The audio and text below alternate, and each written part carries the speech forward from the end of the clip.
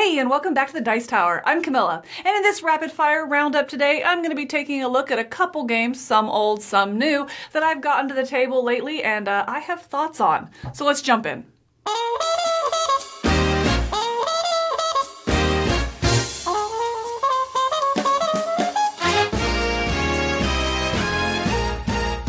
Now, I am not a war gamer or a miniatures gamer at all. I do like miniatures in my games, but they are still board games specifically. I'm not really into the measuring and the kind of finesse of those kind of games.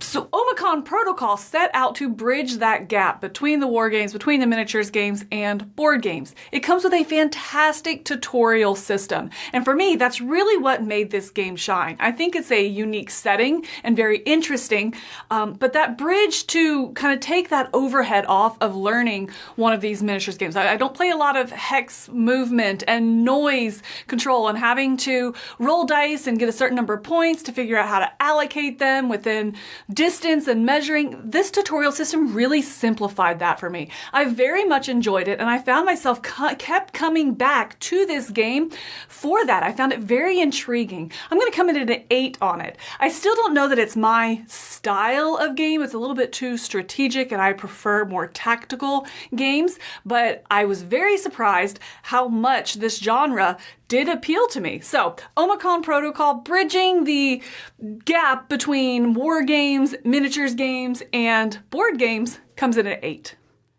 'Tis the season for Halloween games, and I have never played Patchwork, so why not start with Patchwork Halloween? The games are so similar, very similar, to the point that I think they only have one BGG entry together. So on my BG stats, it says Patchwork, but I played Patchwork Halloween. So if I'm talking about eyeballs instead of buttons here, you know why. I really enjoyed the rondel selection of this. I like that in that style or that mechanism. We see it in New York Zoo and a couple other games, and I'm really drawn to it. You can go a certain number of spaces, and that's it. You're having to plan your turns ahead and calculate how far you can get. Are you a little shy? Not quite there. I really enjoy the tension that brings. I really struggled in this specifically of not being able to complete my tableau. Polyomino games, I find them a lot of fun, a great interactive puzzle, but I don't like it when I don't completely finish out my area. So Patchwork for there just kind of grated on my nerves a little bit. That being said, I did enjoy it. I'm going to come in at a 7.5. I think there's a really good balance here of trying to figure out when to get buttons as I'm sorry, not buttons, it was eyeballs for me, but buttons or eyeballs. When are you investing in that and getting that tile so those income phase will be juicier rather than saving them back because they are ultimately endgame points. So a good balance there. I enjoyed this, but ultimately I always want to finish my entire tableau. So it's going to come in at a 7.5. Oh, Cat Horror Festival. Unfortunately, this one leans a little bit too much to the horror for me, and by that I mean it was horrible. It reminded me of Phase 10. It really did. You are trying to complete something in your hand, but in Phase 10, you can at least have that plus more. You're just looking for a run or a set or something like that, and the other cards don't matter. In this one specifically, you have to have this goal and only this goal. And then after that, everything wipes and you start over again for the next round. As soon as somebody gets that, it completely wipes, everyone discards their hand. I get that. But that just means that one person that won is just that much closer to completing. The actual levels don't get more difficult for them as they go. So once you get behind, you're kind of just behind, and then you just feel like you're scrambling. If that person gets 2 goals and you're at 0, at that point, you just kind of feel out of the game. You know exactly what they're going for, and they're probably going to be able to get it in time. So it definitely felt like kind of, I guess, a runaway leader almost, or a disadvantage, too much of a disadvantage if you weren't in the game early. So it felt very, very random.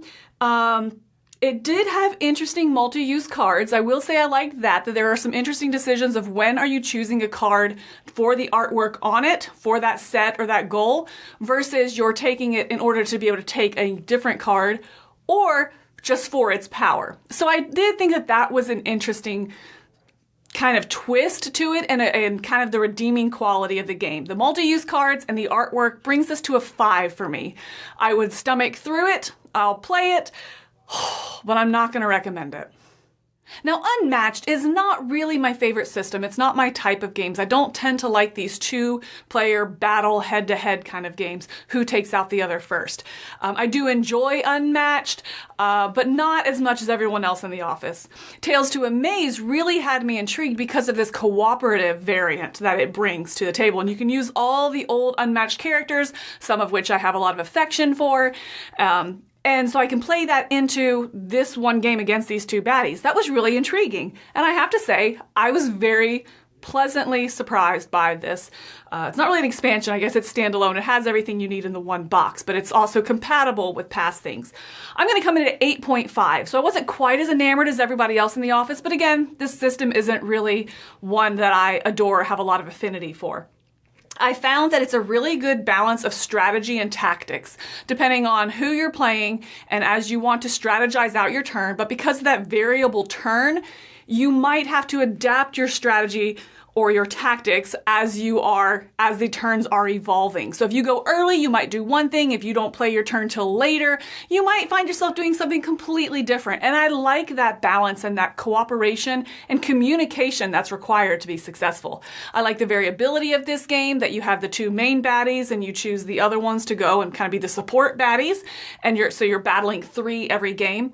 What really held me back, unfortunately, was that variable turn structure. I think it's very clever. I think it's very well done. I see why it's there and it leads to interesting discussions, but ultimately it just made the game a little bit grindy. If you know what you want to do and you're like right there on the edge of your seat waiting for it, and it's not necessarily a good tension. Sometimes it becomes more of a frustration of attention. I needed to go later. I needed to go before. And so a little bit too much lack of control for my taste. So 8.5, seal of excellence. Really, really enjoyed this one. Just wish the turns were a little bit more structured.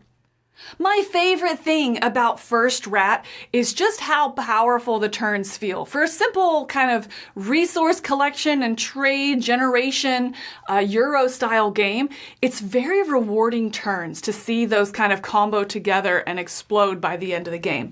I love that this is a race, if you will, to get to the moon.